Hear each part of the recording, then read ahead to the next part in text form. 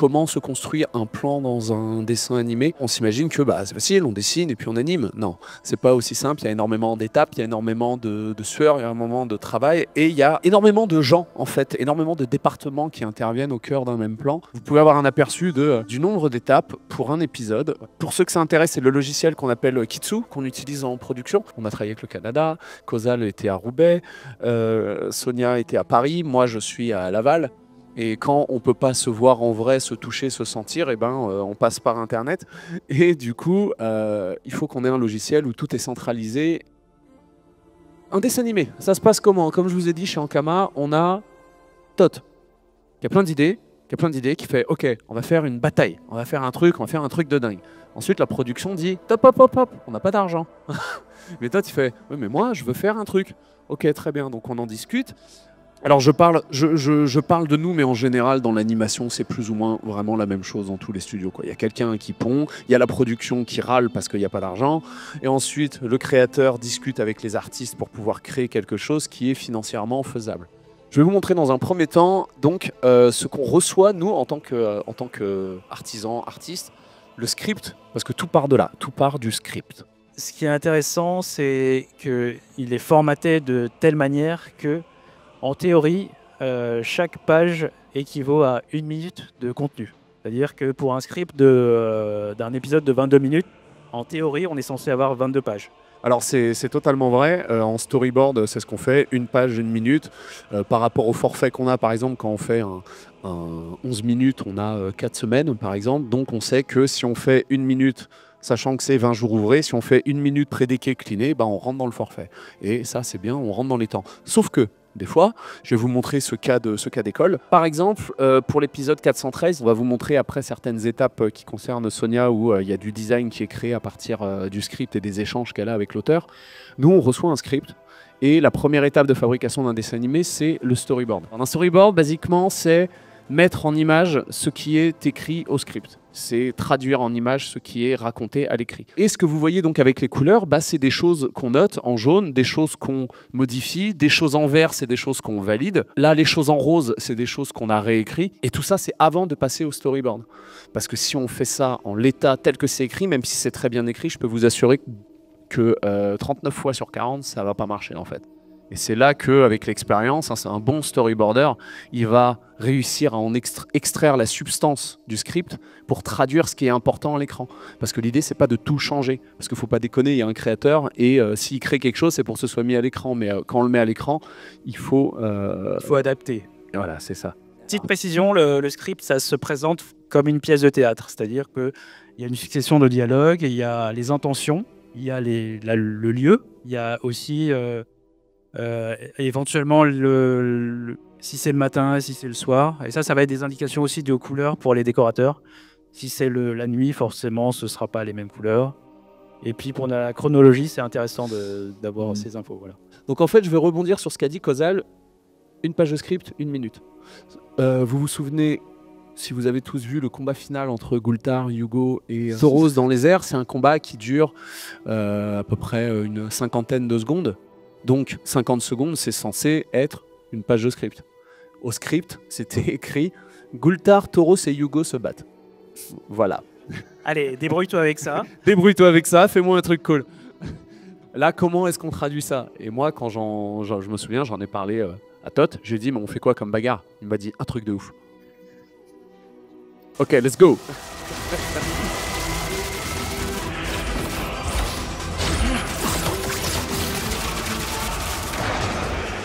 Sonia, je vais te passer là le micro vite fait concernant Tauros.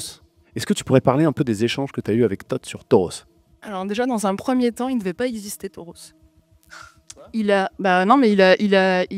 popé dans les premiers temps où on a échangé avec Todd sur la saison 4 avec l'arche narrative. C'était pas l'antagoniste, il n'existait pas du tout. C'était parti sur une autre trame. Et en fait, ça a paru, je sais pas, on avait déjà lancé, je pense, les premiers épisodes. Il me semble pas que ce soit... bon, c'était assez tôt dans le... Tout d'un coup, il a fait « Ah, j'ai une super idée !» Finalement, on va partir là-dessus. Et au design, en fait, c'est un peu la même chose que pour le storyboard. En fait, on part aussi de l'écrit. C'est-à-dire qu'on va avoir une fiche de caractère. enfin quelque chose qui dit voilà, le personnage, il a telle intention, il doit évoquer telle chose, et donc c'est de l'écrit, et il faut trouver la meilleure forme pour voilà, pour le rendre. Il faut toujours avoir en tête que ce soit possible à faire.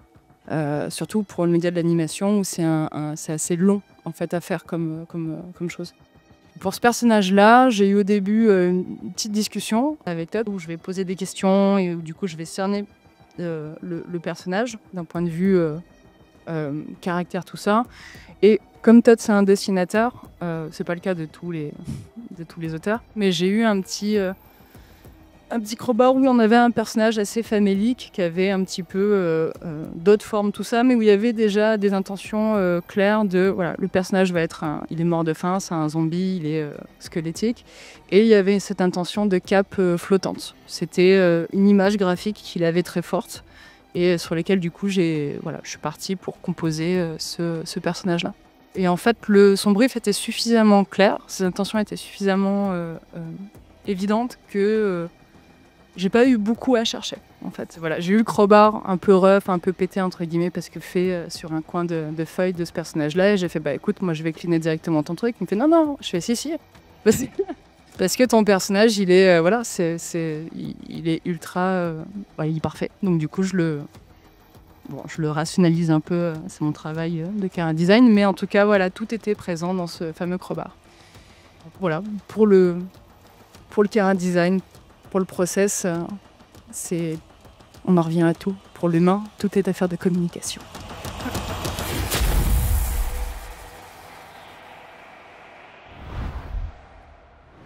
On va voir pour un bout du combat. Donc, c'est-à-dire que ce que je vous ai expliqué, d'abord, il y a le script. Bagarre. Voilà, là, c'est un cas assez particulier, je vous rassure, c'est pas tout le temps comme ça. Mais là, dans cette étape, on a eu beaucoup d'intervenants. La première chose, le storyboard. C'est-à-dire que, là, par exemple, le plan 372. Des dessins très, très sommaires. Extrêmement sommaires, mais avec des codes couleurs pour reconnaître qui est qui. Et ça, c'est important. Quand là, le storyboard est fait, derrière, il y a une étape qui est le layout BG. C'est-à-dire qu'à partir de ça, il faut créer un décor au trait. Là, en l'occurrence, dans le combat, il se battait dans l'espace. D'accord, donc on avait fait des recherches design, on a fait beaucoup de recherches, on a eu beaucoup d'échanges avec les artistes. Et à partir de là, on a réussi à trouver un environnement. Et donc, on produit un décor qui ira à l'action où ils se battent dans le ciel. On a reçu l'animation, donc on va y venir après. Et en fait, dans l'animation, il y a énormément de mouvements de caméra qui ont été rajoutés. Et comme il y a énormément de mouvements de caméra qui ont été rajoutés, il a fallu élargir le cadre. Et là, ce qu'on peut voir, les carrés rouges, c'est pour traduire chaque micro-mouvement de caméra, quand il y a des mouvements un peu précis de chaque cam qui doivent suivre l'anime, on fait ça. Ensuite, on doit avoir une étape de layout posing. C'est une étape où on pose des premières poses clés de personnages, mais c'est pas forcément le cas sur tous les plans. Et vous voyez qu'il a le plan est beaucoup plus long que ce qu'il y avait au storyboard, parce que ce qui s'est passé, c'est que là, je vous montre qu'un seul plan, mais la séquence, elle fait 30 plans. Et encore une fois, comme le storyboard va traduire le script, l'animation va traduire le storyboard. Un mauvais animateur, je suis désolé, ou un animateur qui n'a pas le temps, va faire exactement ce qui est au storyboard. Là, de toute façon, à cette étape, vous voyez que ça reste encore assez brouillon. Les persos sont modèles, mais il faut redessiner des choses. Ce qui est intéressant aussi, c'est qu'il a pas mal posé des intentions de FX, parce que de temps en temps, les personnages deviennent des FX, puisque c'est des flux d'énergie, littéralement. Ça, c'est aussi pratique pour les animateurs, parce que c'est moins de dessins à faire, faut bien le dire. Et vous voyez à quel point la caméra tremble, et ça, c'est pour ça que vous avez 1 milliard de cadres. C'est parce qu'à chaque fois qu'il y a un mouvement, les personnes ou décors sont chargés de placer un cadre pour clarifier où est-ce que la caméra se trouve à tel moment. Et ça fait des scènes très compliquées. Et donc la prochaine étape de ça, c'est une étape de clean. Donc là, vous voyez que les dessins sont un peu plus précis. Il manque encore quelques intervalles, donc les étapes intermédiaires entre quelques poses clés pour fluidifier l'ensemble. Oui, donc on peut voir des parties qu'on appelle, nous, des smears. C'est des passages où ça va tellement vite que plutôt que de dessiner les mouvements précis, on va plutôt dessiner des hachures pour retransmettre la dynamique du mouvement. C'est ce qui se passe quand vous filmez des choses et que vous allez vite, forcément les mouvements seront un peu blurrés, c'est pareil. Ce genre d'effet. Et là, vous voyez aussi les mouvements de caméra derrière. Et là, déjà, le plan est quasi fini. On se dit waouh, mais tout est là. Et en fait, non, il reste encore une étape, l'étape FX. Et là, on retrouve les flux d'énergie qu'on avait perdus, avec quelques flash impact, vous voyez, pour dynamiser un peu les impacts. Là, ça va être l'étape, l'image def que vous allez voir dans l'épisode fini. Là, ce qu'on vient de vous montrer, c'est comme ça qu'on fabrique un plan.